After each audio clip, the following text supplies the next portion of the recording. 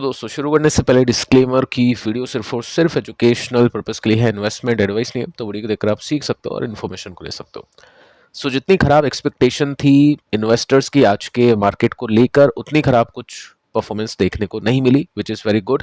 Nifty की बात करें तो निफ्टी ने तेजी के साथ में क्लोजिंग दी है, न्यूट्रल हम बोल सकते हैं क्लोजिंग दी है। निफ्टी बैंक भी न्यूट्रल होकर बंद हो चुका है। मिड कैप थोड़ा सा नीचे, स्मॉल कैप आधे % की मंदी के साथ में बंद, और यहाँ पे मैक्सिमम स्टॉक्स नीचे जाते हुए देखने को मिले हैं। बट कल की जो न्यूज़ थी या कुछ दिन पहले जो हमने न्यूज़ सुनी थी, उसका इम्पैक्ट काफ़ी ख़राब हो सकता था होने को, लेकिन ऐसा हुआ नहीं, जो काफ़ी अच्छी बात है। निफ्टी मीडिया आप देख सकते हैं अच्छी परफॉर्मेंस के साथ में चला है। सरकारी बैंक्स ने अच्छी तेजी दिखाई, एनर्जी, ऑटोमोबाइल ये सब ऊपर थे। आईटी कंपनीज में सबसे बड़ी गिरावट है। रियल्टी, मेटल भी आज नीचे आके बंद हुए हैं। अब जैसा कि दोस्तों कल हमने बातचीत की थी कि हॉर्मुज बंद हो गया था और उसको लेकर मार्केट ने रिएक्शन दिया है। प्लस एक चीज़ मैं आपको ऑलरेडी बता चुका हूँ काफ़ी बार, हर एक वीडियो में आई थिंक ऑलमोस्ट मैं आपको कहता हूँ कि जब तक अब कुछ बड़े अटैक्स नहीं होंगे, कुछ पावर प्लांट या कुछ मेजर अटैक्स नहीं होंगे, तब तक मार्केट हो सकता है इसी तरह से रहे और मार्केट को फ़र्क ना पड़े। और वही सिचुएशन आप देख सकते हैं, कितनी बड़ी बड़ी चीज़ें हो चुकी हैं।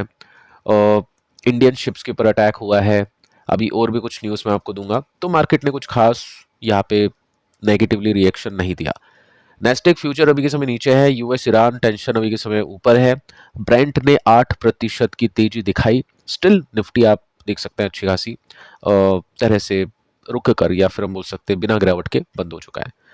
यहाँ पे हम देखते हैं मेन रीजन क्या है गिरावट के, और उसके अंदर फर्स्ट रीजन आपको देखने को मिलेगा कि यूएस ने सीज की है ईरानियन शिप।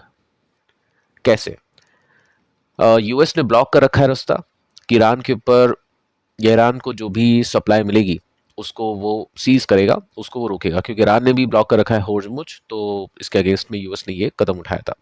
अब ईरान ये कहता है कि हमने हॉर्मुज को ओपन कर दिया है, तो आप भी हमारे रास्ते को ओपन करो। बट यूएस ने कहा था कि हम ओपन नहीं करेंगे जब तक डील साइन नहीं हो जाती है यूरेनियम की। यूएस ने बेसिकली किया क्या है, एक शिप जा रहा था चीन से ईरान की तरफ, तो शिप को सीज कर लिया। उसमें जो भी क्रू थे, जो भी लोग थे, उनको भी रख लिया अपने पास में। और इसी को लेकर ईरान को गुस्सा आया और ईरान ने हॉर्मुज को बंद कर दिया। आप देख सकते हैं यहाँ पे ईरान ने हॉर्मुज ब्लॉक कर दिया है, तो इसकी वजह से ग्लोबल ऑयल जो सप्लाई है वो प्रॉब्लम में जाएगी, और उस वजह से ऑयल के प्राइसेस इंक्रीज कर गए। साथ में आप देख सकते हैं यहाँ पे जो तेजी बनी है, फिलहाल के लिए 5% के साथ में ब्रेंट ऊपर है, और ये एक ऐसा लेवल है जहाँ पे ब्रेंट ने काफ़ी बार सपोर्ट लिया है। टेक्निकल स्ट्रक्चर देखें तो वैसे वीक आपको देखने को मिलेगा, क्योंकि अगर टॉप नीचे शिफ्ट करते हैं तो ब्रेकडाउन होने की संभावनाएं काफ़ी होती हैं। तो हो सकता है मार्केट ने इसको देखा हो, इस सिचुएशन के हिसाब से समझा हो कि ऑयल अपना टॉप बना चुका है, अब ज़्यादा ऊपर नहीं जाएगा। ये आप देख सकते हैं यहाँ पे टॉप बन गया था ऑयल का, और अब मार्केट को ऐसा लग रहा है कि ऑयल ले दे के नीचे गिरेगा, और ये सब चीज़ें चलती रहेगी। ये शॉर्ट टर्म चीज़ें हैं, कभी कुछ न्यूज़ कभी कुछ न्यूज़। मार्केट ओवरऑल अब चीज़ों को थोड़ा सा पॉजिटिवली देखना शुरू कर चुका है। मार्केट मतलब F5s। ठीक है, आगे चलते हैं।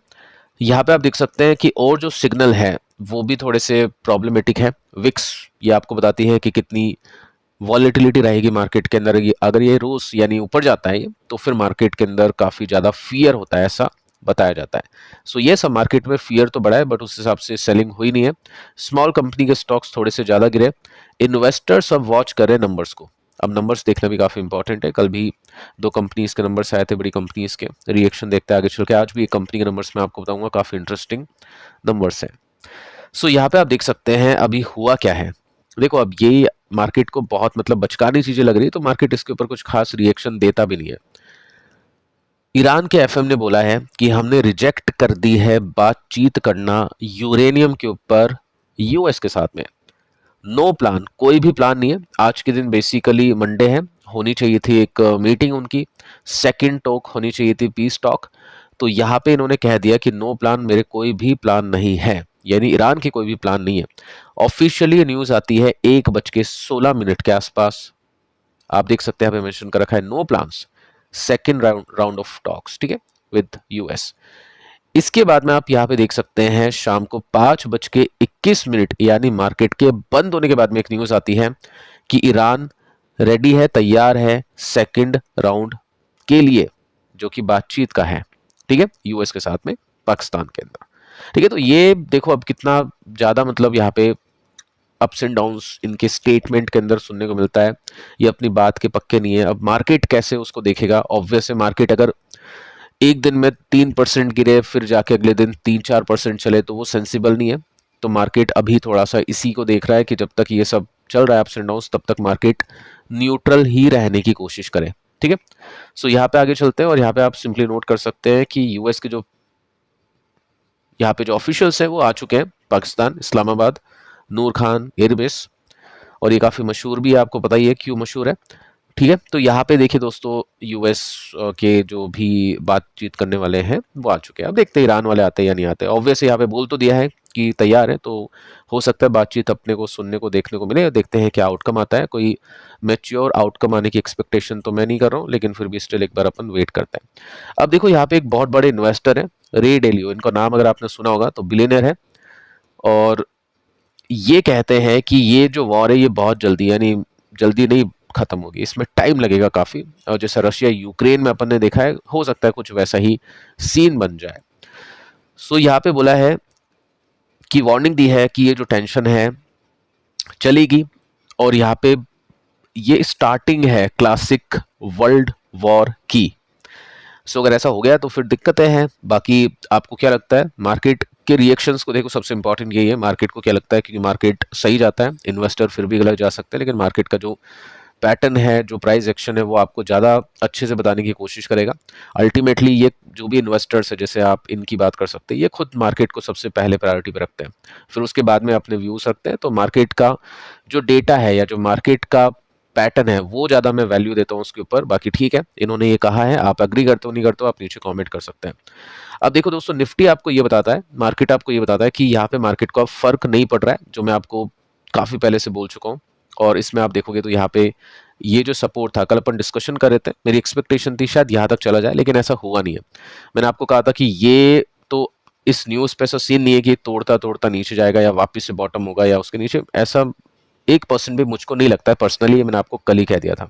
ठीक है, तो आज सही परफॉर्मेंस है, कल के हाई को नहीं तोड़ा, यानी रेसिस्टेंस नहीं तोड़ा, सपोर्ट भी नहीं तोड़ा। इट मीन्स मार्केट अभी न्यूट्रल है, मार्केट जस्ट वॉच कर रहा है कि अभी 2 दिन में, यानी 22 अप्रैल को सीज फायर खत्म होगा, उसके बाद में क्या कुछ होता है, चीज़ें किस तरह से प्ले करती है। बाकी एक दिन में 2 तरह की न्यूज़ आएगी, तो मार्केट इतना ज़्यादा उसको रिएक्ट नहीं करने वाला है। सो देखते हैं दोस्तों क्या आउटकम आता है। निफ्टी अभी स्टेबल है, निफ्टी अभी पॉजिटिव है, निफ्टी अभी रिवर्स हो चुका है। सो इसी को हम यहाँ पे नोट कर सकते हैं। अब देखिए एचडीएफसी बैंक के नंबर्स आपने देखे आज के दिन, रिएक्शन मतलब उसका कुछ खास नहीं था, कल अपन ने नंबर्स देखे न्यूट्रल थे। आईसीआईसी बैंक के भी नंबर्स न्यूट्रल थे, तो कुछ खास यहाँ पे तेजी मंदी देखने को नहीं मिली है। एक और कंपनी जिसके नंबर्स आज आए हैं, इस कंपनी का नाम है ग्रो, और यहाँ पे स्टॉक न्यूट्रल ही बंद हुआ है। 71 का पी रेशियो था नंबर्स आने से पहले, और नंबर्स कैसे गए वो आप इसमें देख सकते हैं। नंबर्स ओके हैं, ये 2-3% ईपीएस बीट मिस होता है तो उसको ओके बोलते हैं। अगर ये 10-15-20% के साथ में होता है तो उसको फिर हम बीट या मिस जो भी होगा उसके हिसाब से देखेंगे। सो यहाँ पे हम देख रहे हैं इसके नंबर्स बहुत ही अच्छी ग्रोथ के साथ में देखने को मिले। सेल्स कंपनी के 88% के साथ में बढ़ चुकी है, प्रॉफिट कंपनी के 122% के साथ में बढ़ चुके हैं। क्यून के बेसिस वाइनो बेसिस दोनों के हिसाब से यहाँ पे अच्छी तेजी है। सो मार्केट ने क्यों ऐसे कुछ अच्छा रिएक्शन नहीं दिया कि स्टॉक चल जाएगा ऊपर। देखो इसके पीछे का रीजन यही है कि वैल्यूएशन ऑलरेडी काफी स्ट्रेच है, ये मार्केट की एक्सपेक्टेशन में शामिल था, और इसका जवाब आप यहाँ पे देख सकते हैं कि ईपीएस बीटन बाय जस्ट 3%, यानी मार्केट की एक्सपेक्टेशन काफ़ी हाई थी इस कंपनी से, उस वजह से वैल्यूएशन काफ़ी ऊपर थी। अब कहने वाले कहते रहेंगे कि ये मार्केट क्रैश हुआ है या ईरान की जो वॉर हुई है उस वजह से ये स्टॉक नीचे है, बाकी 122% की ग्रोथ है। ये सब बेवकूफ़ी वाली बातें हैं, एक्चुअली वैल्यूएशन काफ़ी ऊपर थी और उसी हिसाब से मार्केट ने एक्सपेक्टेशन की थी और वैसे ही रिजल्ट है। ये मत सोचना 122% की ग्रोथ है यहाँ पे ले लोगे तो स्टॉक डबल हो जाएगा, पॉसिबल नहीं है। सो नंबर्स ठीक ठाक थे, यानी मार्केट की जो एक्सपेक्टेशन है उसके हिसाब से देखने को मिले हैं। अब जो वैल्यूएशन अपन ने देखी 71 की, वो दोस्तों यहाँ पे हो चुकी है घट के 59। अब मार्केट यही सोच रहा है अगले कुछ क्वार्टर में नंबर्स अच्छा है और ये ले दे के 50 के नीचे, यानी जो भी मार्केट को लग रहा है कि ये रीजनेबल वैल्यूएशन हो सकती है इस कंपनी के, इस मार्केट कैप पे 30, 35, 40 जो भी, वहां तक ये होगा। सो ठीक है। अब देखिए यहाँ पे हमने देखा एक सपोर्ट, उसके बाद में फ्लैग पैटर्न का ब्रेकआउट हमने देखा। ब्रेकआउट करने के बाद में अगर कोई एंट्री चाहता है तो वो डेफिनेटली यहाँ पे ये देखेगा कि नंबर्स ओके थे, वो ये नहीं सोचेगा नंबर्स बहुत अच्छे थे, मैं अभी फोमो कर लेता हूँ, नंबर्स ओके थे, ठीक है। अब यहाँ पे अगर करेक्शन होता है, करेक्शन करते करते स्टॉक अपने रेसिस्टेंस को लेता है, ये जस्ट मैं बात कर रहा हूँ इफ की, तो जाके स्टॉक 17% नीचे होगा, तब जाके एक सही प्राइस यहाँ पे मिलेगा, एक सही डिस्काउंट वहाँ पे मिलेगा, और डेफिनेटली वहाँ पे इन्वेस्टर इसमें चांस लेने की कोशिश करेंगे, क्योंकि ये जो कंपनीज होती हैं फाइनेंशियल मार्केट वाली कंपनी, ये नेवर एंडिंग स्टोरी होती है, क्योंकि स्टॉक मार्केट रहेगा हमेशा, तो ये कंपनीज पैसे कमाएगी अल्टीमेटली। आप और मैं इन्वेस्टर या कोई भी इन्वेस्टर पैसे कमाए या नहीं कमाए, ब्रोकर्स हमेशा पैसे कमाएगा। और अगर इंडिया का कोई टॉप ब्रोकर है तो उसके तो फिर मजे ही मजे हैं, क्योंकि यहाँ पे अभी काफ़ी रिटेल इन्वेस्टर्स आएगी मार्केट के अंदर, और ये जो स्टोरी होती है नेवर एंडिंग होती है, ठीक है। तो अगर यहाँ पे मिलता है करेक्शन, अच्छी ग्रोथ इसने बताई दी है, तो डेफिनेटली उस हिसाब से चीज़ों को देखा जाएगा, अगर कुछ सपोर्ट बनते हैं तो डिस्कशन होगा। कल की वीडियोस को आप देख लेना, यहाँ पे 52 वीक के लो वाली कंपनीज को हमने एनालाइज किया है, बहुत डिटेल में अच्छे से मैंने आपको समझाया है, अगर आप इस वीडियो को देखोगे तो आप गलती नहीं करोगे। प्लस पिछले कुछ और वीडियोस भी देख लेना, यहाँ पे भी स्टॉक्स के ऊपर हमने बातचीत की है। मिलते हैं नेक्स्ट वीडियो में, तब तक के लिए बाय बाय।